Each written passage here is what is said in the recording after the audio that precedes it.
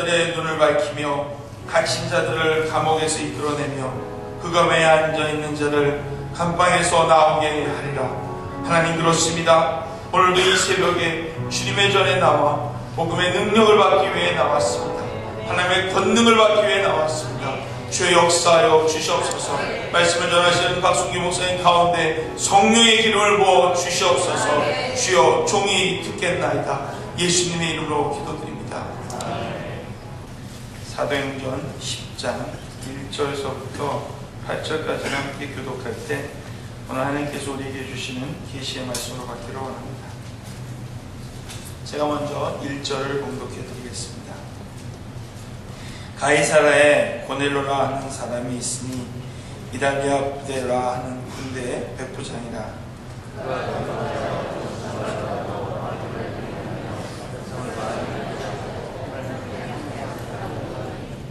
하루는 제9시쯤 되어 환상 중에 밝히 봄에 하나님의 사자가 들어와 이르되 고넬료라 하니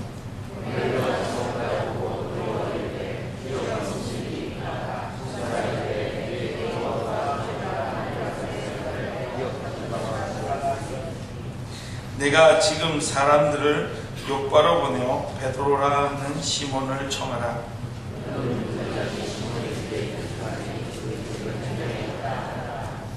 마침 말하던 천사가 떠나매 고넬료가 집안 하인 둘과 부하 가운데 경건한 사람 하나를 불러 함께 읽겠습니다.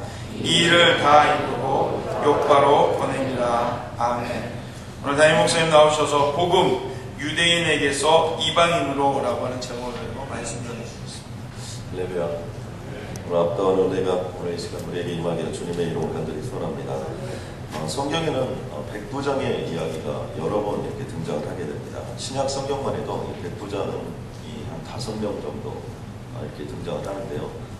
많은 숫자로 이렇게 등장하는 것들을 볼 수 있습니다. 특별히 성경에 이런 백부장이다, 군인이다, 총독이다 이런 얘기들이 많이 등장하는 중요한 이유 중에 하나는 신약 성경 전체가 어떤 시대를 살고 있냐면 로마 시대 전체를 살고 있다는 것입니다. 우리가 이렇게 성경을 자주 보다 보면 어떤 좀 착각 속에 빠지냐면 그 이스라엘의 관점에서 전 세계를 이렇게 바라보게 됩니다. 그런데 세계사적인 관점에서 우리가 그것을 또 따로 한번 보아야 될 필요가 있는데, 바로 오늘의 본문을 이해하려면 로마 제국 전체 속에 지금 속국으로 지금 현재 이스라엘이라는 나라가 있는 겁니다. 그러다 보니까 유다 지방에서 또 이스라엘 지방에서 벌어지고 있는 수없이 많은 이야기들은 로마라는 나라에서 일어나는 일들에 직간접으로 영향을 받고 있는 것이고 그것과 함께 가고 있는 것들을 볼 수 있습니다. 그러니까 예수님께서도 로마 시대에 태어났고 로마 시대에 돌아가셨다는 사실입니다. 지금 우리들이 벌어지고 있는 사도행전의 모든 일들도 사실은 로마 시대 안에서 벌어지고 있는 일입니다. 오늘 본문 속에 등장하는 그 고넬료라는 사람이 있는데요.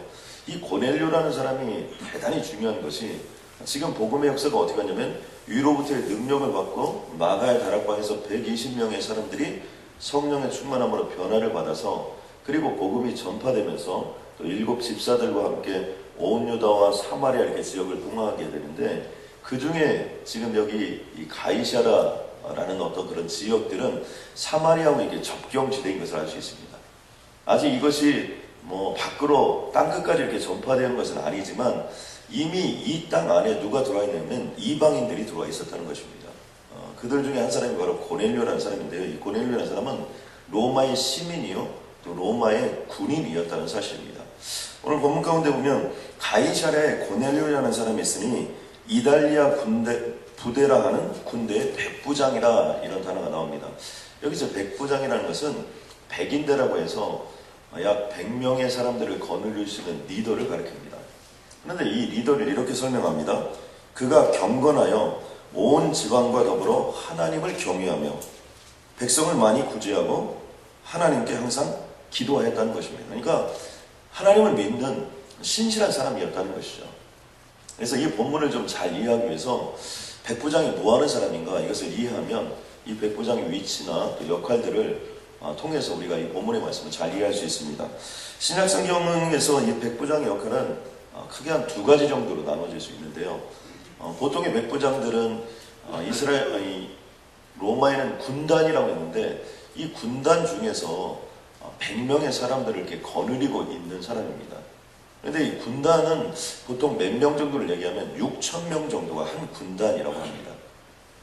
특별히 아우구스투누스 황제 때 그 팍스 로마나라고 해서 로마가 대평화의 시대를 한 200년 동안 이룩하는데 그 시대에 몇 개의 군단이 있었냐면 약 25개의 군단이 있었다는 것입니다.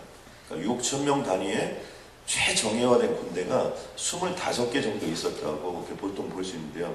이 군단은 6,000명으로 되어 있고 이 군단 6,000명 밑에는 10개의 대대로 되어 있습니다.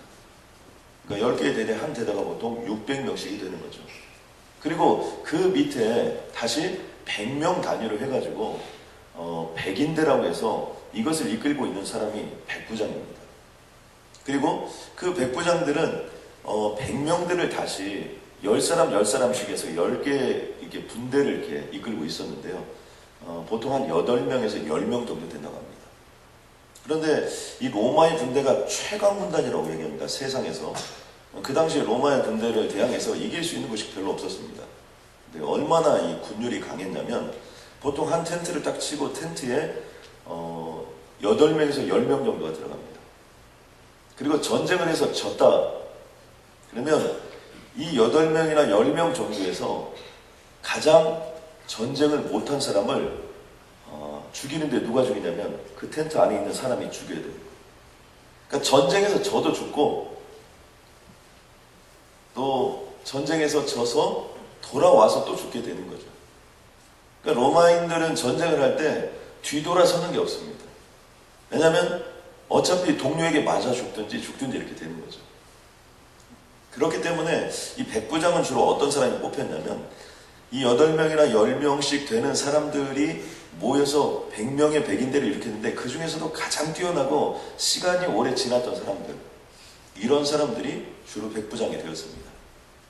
그리고 군대 보통 한국 군대가 요즘에 30개월이다 요즘에 20몇 개월이다 그래가지고 몇 개월수를 높여야 된다 그런데 로마의 군대는 보통 군대에 딱 들어갔다 그러면 몇 년 복무했냐면 기본이 20년입니다.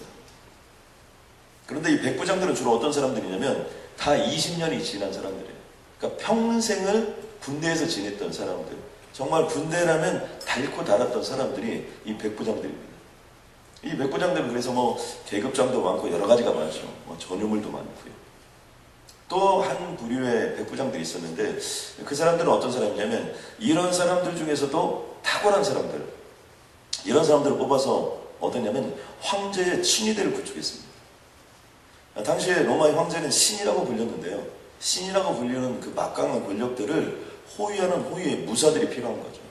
그 사람들을 누가 맡고 있었냐면 각 군단의 백부장 중에서 뛰어난 사람들, 이런 사람들이 모여서 황제의 친위대를 만들거나 총독의 친위대가 만들어졌습니다. 그러니까 어떻게 보면 실력적인 여러 가지 면에서 최측근이라고 볼 수 있는 그런 사람들이죠.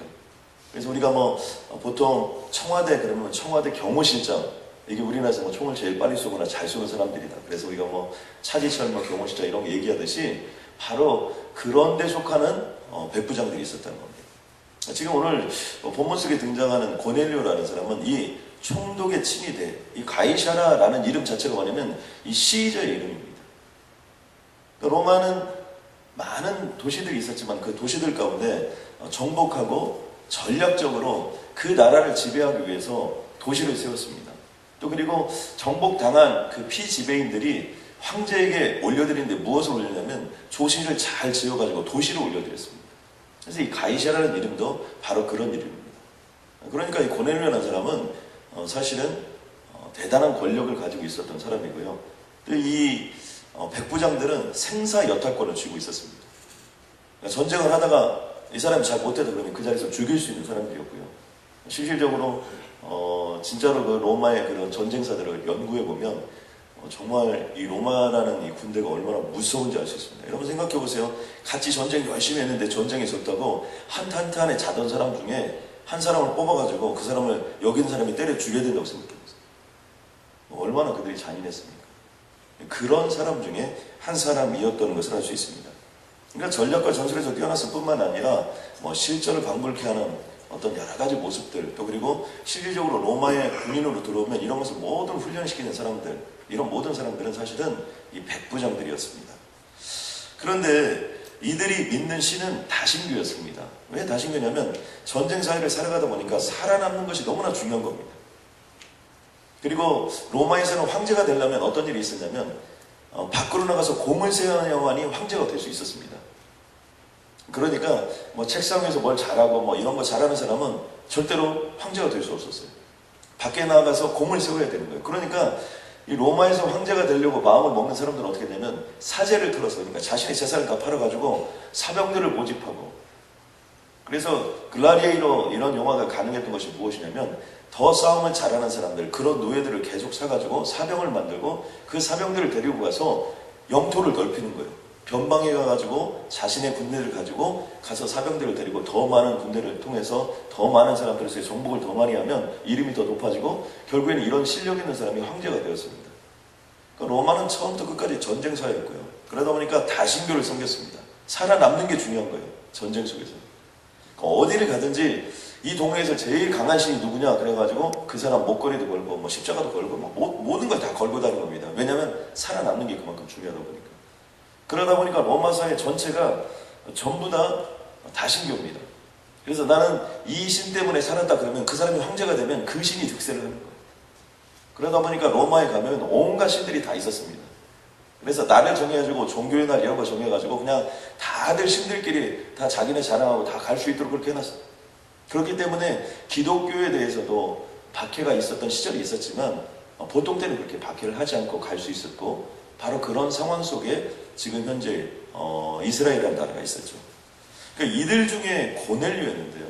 그러니까 이 고넬료는 어떻게 보면 황제의 친위 됐고 총독의 친위 되었을 뿐만 아니라 그런 백부장 위치에 있었기 때문에 상당한 권력과 어떤 실력들을 갖추고 있었던 영향력이 있던 사람입니다. 근데 이 사람에 대한 평가가 세 가지로 정리가 되는데요. 하나는 경건하였다는 겁니다.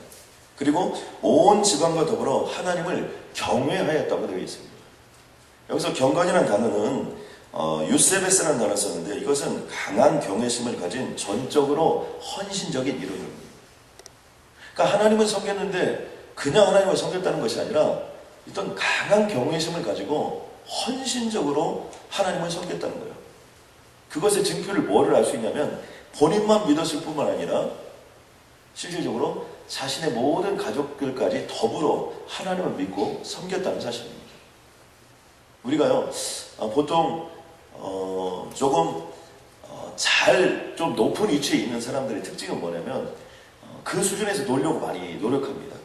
그런데 지금 현재 여기에 등장하는 이 기독교가 전파될 바로 그 시점은, 기독교라는 것은 아주 하위 종교고요, 또 세상 사람들이 그 미처 알지 못하는 그런 상황 속에 있었던 것입니다.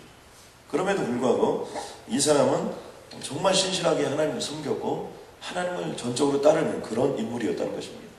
또 한 가지는 그가 백성을 많이 구제하는 삶을 살았다고 본문은 우리에게 전하고 있습니다. 이게 쉽지가 않습니다. 왜냐하면 이 사람은 전쟁하는 사람이에요. 전쟁하는 사람의 특징이 뭡니까? 사람을 죽이는 일을 하는 사람입니다. 그리고 자기가 마음대로 억압하고, 되게 사람이 좀 자리가 높아지고 또 포지션이 주어지면 뭐 이렇게 훅가시를 주고 폼 잡기 쉬운데, 여러분 또 그런 사람들을 무시하기 쉽고 억압하기 쉬운데, 이 사람은 거꾸로 어떻게 했다는 겁니까? 많은 사람들을 구제했다는 거예요. 도와주고 그들의 힘들고 어려운 것들을 들어주고 또 그런 문제들을 해결해주는 그런 역할을 했다는 것입니다. 또 한 가지는 하나님께 항상 기도하는 자의 삶을 살았다는 겁니다. 여기에 항상이라는 단어로 붙은 것을 봤을 때 당시 유대인의 관례가 기도하는 시간이 오늘날의 시간으로 아침 9시, 12시, 오후 3시 이렇게 기도를 했는데, 그런 규례를 따라서 아마 기도했을 가능성이 대단히 높은 것 같습니다. 그렇게 기도하는 9시, 그러니까 오늘날의 시간으로 오후 3시 정도에 기도하고 있었는데 그때 환상이 임한 겁니다. 하나님의 사자가. 저는 이 사실을 이렇게 보면요, 우리들이 정기적으로 기도하는 시간을 갖는 것이 대단히 중요합니다. 저는 오늘 이 자리에 나오신 분을 주님의 이름으로 축복합니다. 왜냐하면 안진뱅이를 일으키는 사건도 마찬가지예요. 제9시에 기도하는 시간에 올라갈 때, 오후 3시쯤에 올라갈 때 그때 안진뱅이가 일어나는 사건이 임하는 것이고요. 또 오늘의 사건도 보니까 제9시 기도하는 시간에 오후 3시쯤 기도하고 있는데 하나님의 환상과 계시가 임하는 거죠. 그러니까 대개 보면 하나님의 역사는 이 경건하고 영적인 부분들하고 함께 가는 것을 볼 수 있습니다. 기도하는 중에 두 가지가 있었는데요. 하나는 뭐냐면 하나님께서 내가 기도하는 것과 구제하는 것들에 대해서 하나님께 상달되었다라고 하나님의 사자가 말씀을 전해줍니다. 여기서 이 상달이라는 단어가 참 중요한 단어인데요. 이 상달이라는 단어는 아나바이노라는 단어입니다. 이 아나바이노라는 단어는 뭐냐면 올라가다는 의미가 있습니다. 그러니까 이 고넬료가 정말 그 주님을 믿고 그 감동과 감격을 가지고 많은 사람들을 구제하고 도와주고 또 그들에게 헌신적인 삶을 살았던 것, 그리고 시간을 정해놓고 하나님께 기도했던 것들에 대해서 하늘로 이것이 올라갔다는 거예요. 상달이 되었다는 거예요. 천사의 손으로부터 하나님의 손으로 바뀌어서 하나님이 그 모든 것들을 알고 있었다는 것입니다. 우리들이 신앙생활하면서 어떤 데 어렵습니까? 정말 하나님은 내 기도를 듣고 계실까? 이런 생각이 들 때, 정말 하나님은 내가 이렇게 헌신적으로 주님 앞에 정말 내 모든 것들을 다 내려놓고 이렇게 수고하고 헌신하는 것들을 정말 하나님은 알고 계실까? 이런 생각을 할 때가 있습니다. 여러분 걱정하지 마십시오. 반드시 하나님은 알고 계십니다. 아멘입니까? 그게 상달이에요. 상달되었다는 거예요. 출애굽기 2장에 보니까 이스라엘 민족들이 애굽에서 고통스러운 삶을 살고 있었습니다. 그 사실을 이렇게 설명합니다. 여러 해 후에 애굽 왕은 죽었고 이스라엘 자손은 고된 노동으로 말미암아 탄식하며 부르짖었다는 거예요. 애굽에서 편안하고 그 요셉의 후손들로 있었을 때는 그러지 않았는데 시간이 가고 세월이 가면서 이제 노예로 전락하고 고통스러운 그들의 삶이 임하자 하나님을 찾게 되고 하나님에 대해 간구하게 되었다는 것입니다. 그 고된 노동으로 말미암아 하나님께 부르짖는 소리가 어떻게 되면 하나님께 상달됐다고 얘기해요. 그들의 신음하는 소리, 고통스러운 소리, 어쩌면 푸념 섞인 기도 소리조차 하나님께 상달되었고, 하나님이 그 고통의 소리를 들으시고 하나님이 아브라함과 이삭과 야곱에게 세운 그 언약을 기억해 주셨다는 거예요. 그리고 그 이스라엘 자손들을 돌보시고 바로 출애굽의 역사를 일으키신 것입니다. 저는 이곳에 있는 모든 분들이 어떤 기도를 주님 앞에 올려드리든, 어떤 삶을 주님 앞에 올려드리든, 내가 정말 때로는 알든 모르든 주님 앞에 올려드린 모든 것들은 주님께서 상달될 뿐만 아니라 주님께서 기억하고 계시다는 사실을 우리의 가슴속에 새겨낼 줄로 믿습니다. 우리가 사람에게 한 것은요, 때로는 잊혀질 수 있어요. 장사를 하다 보면 손해볼 수 있습니다. 그러나 하나님의 이름으로 하나님께 드린 것, 이 새벽도 내 몸을 치고 내 욕심을 쳐서 하나님께 드린 것, 그건 반드시 하나님께 상달되고 하나님이 반드시 우리의 인생에 기억해 주신다는 거예요. 또 한 가지는 지금 사람들을 보내어 요바에 있는 시몬 베드로를 청하라고 얘기합니다. 그러면서 그는 무두장이 시몬의 집에 유숙하니 그 집은 해변에 있다라고 말씀해 줍니다. 저는 이 말씀을 보면서 참 충격적인 사실 중에 하나는요, 하나님께서는 구체적으로 모든 걸 다 알고 있다는 거예요. 지금 우리가 어제 말씀을 보았지만 도르가를 통해서 시몬 베드로가 요바에서 그 도르가를 살려내는 기적이 일어났습니다. 그 요바에는 많은 사람들이 그 일 때문에 다 예수 그리스도를 믿었어요. 아마 지금 시몬 베드로는 무두장이 시몬의 집에 유숙하고 있을 때 아마 많은 사람들에게 들려 있을지도 모릅니다. 왜요? 죽은 자를 살려냈기 때문에. 온 요바가 하나님을 믿었다라고 전하고 있습니다. 그러니 어떻게든지 시몬 베드로 얼굴이라도 한번 보고 손이라도 한번 만져보고 이래야 되지 않겠습니까? 그런 가운데 있는 사실들을 주님이 다 아셨다는 거예요.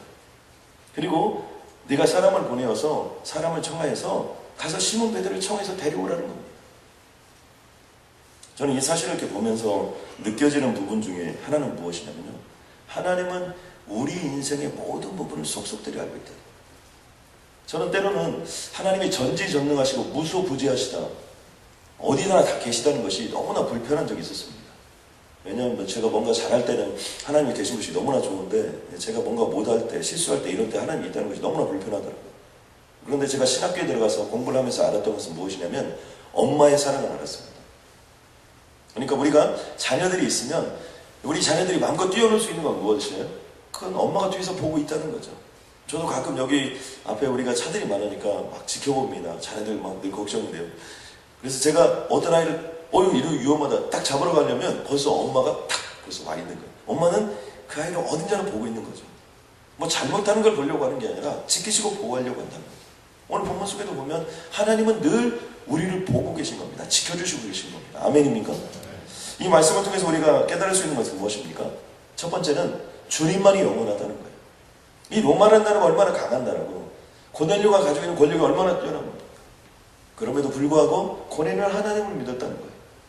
왜 하나님을 믿었을까요? 그 하나님이 영원하기 때문에, 진리가 영원하기 때문에. 여러분, 로마가는 세계 최강 군단도 역사를 보면 적어도 1500년 동안 용성했고요. 그 로마라는 도시국가에서 시작된 것으로 보면 2200년 정도의 역사를 가지고 있습니다. 그러나 그 로마가 사라졌습니다. 역사적으로 봐도요, 고대에 피라미드가 존재했던 이집트라는 나라, 영원할 것 같고 영원히 살겠다고 피라미드를 짓고 그 안에 아방궁을 지어놨다 할지라도 그 이집트는 다 사라지고 말았습니다. 크레타의 미노스 문명, 중국의 주나라, 천해제국 히타이트, 그 다음에 신비한 마야 문명, 스피드의 나라 몽골 제국, 또 최근에 들어오면 해가 지지 않는 나라 영국. 영국이 얼마나 번성을 했는지 해가 지지 않는 나라였어요. 그런데 지금 어떻게 됐습니까? 딱 100년 만에 영국이라는 나라를 별로 우리들은 선진국이라고 생각하지 않는 경향이 있습니다. 미국, 또 미국에서 어디로 갑니까? 요즘에는 중국으로 가죠. 중국에서 인도로 갈 것이라 이렇게 보통 얘기하고 있습니다. 무슨 얘기예요? 이 권력은 유한하다는 거예요. 계속해서 돌고. 여러분, 우리가 붙잡고 있는 하나님만이 영원한 하나님이신 것을 여러분 믿으시기 바랍니다. 그 하나님께서는 언제나 다음을 준비해 놓으세요.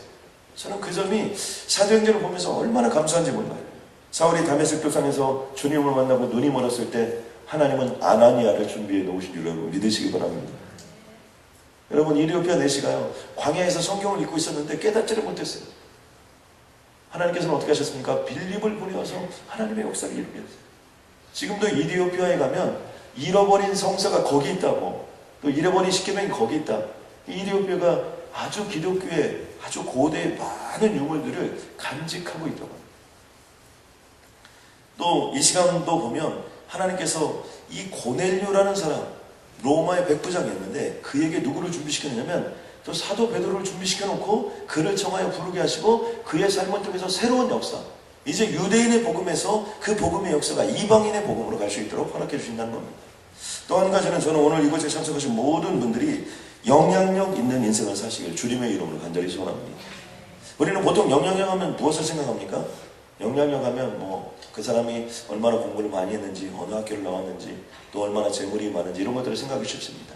그런데 오늘 본문 속에 보면 고넬료를 이방인의 영향력 인물로 쓰시기 위하여 하나님이 고넬료를 부르시는데 그 핵심 속에는 뭐가 있습니까? 계속해서 반복되는 단어 중에 하나가 뭐냐면 경건이라는 단어, 경외하였다는 단어. 어떤 것이 진정한 영향력이냐면 우리가 하나님의 말씀을 소유하고 그 하나님의 말씀을 따라가는 것, 바로 그것이 진정한 영향력을 나타낼 것이며 이것은 진리 대신 하나님께서 붙잡고 있기 때문에 영원히 가게 될 것이라는 겁니다. 욥기 5장 7절에 보면 사람은 고생을 위하여 났으니 불꽃이 위로 날아가는 것 같습니다. 사람 고생을 위해 났다는 거예요. 하늘나라는 불티와 같다는 거예요. 그러면서 이렇게 말씀합니다. 나라면 하나님을 찾겠고 내일을 하나님께 의탁하리라. 왜요? 이 세상에서 가장 영향력이 강한 분은 하나님이신 줄로 믿습니다. 그 하나님과 함께하는 자가 결국 가장 강한 영향력을 미치게 될 줄로 믿습니다. 여러분 아멘입니까? 또 욥기 42장 2절에 보니까 주께서는 못하실 일이 없사오며 무슨 계획이든지 못 이루실 것이 없느니라.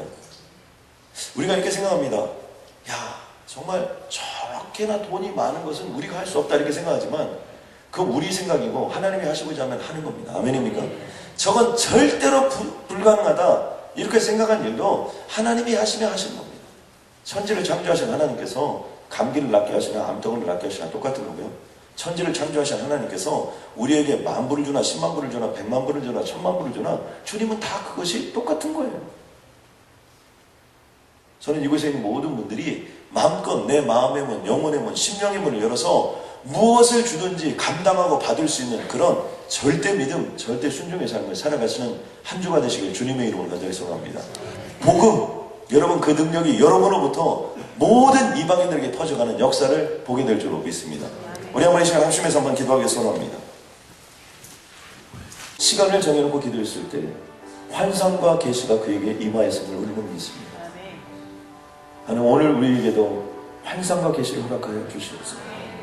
이 마지막 시대에 만남의 축복들로 역사하사 반드시 하나님 앞에 쓰임받는 영광을 허락하여 주옵소서.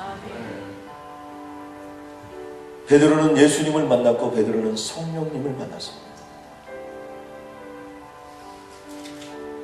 빌립은 성령님을 만났고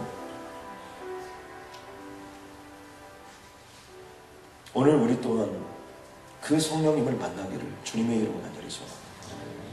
성령 충만케 하여 주셔서 이번 한 주간 동안 머리끝에서 발끝까지 모든 육체의 한계를 뛰어넘을지어다. 이번 한 주간 어떤 경제적인 어려움도 완전히 뛰어넘고 돈을 지배하고 물질을 지배할 수 있는 은혜가 임할지어다. 이번 한 주간 어떤 일이 있어도 내 인간적인 생각들에게 지는 자가 아니라 인간적인 생각들을 밟아버리고 다시 한번 회복되는 영광이 임할지어다. 주께서 우리의 가정 속에, 우리의 삶 속에, 인생 속에 어떤 기도의 제목을 올리든 상달되는 귀한 역사가 임하여 주시면서 그 기적을 보게 하여 주옵소서. 예수님의 이름으로 기도드렸습니다.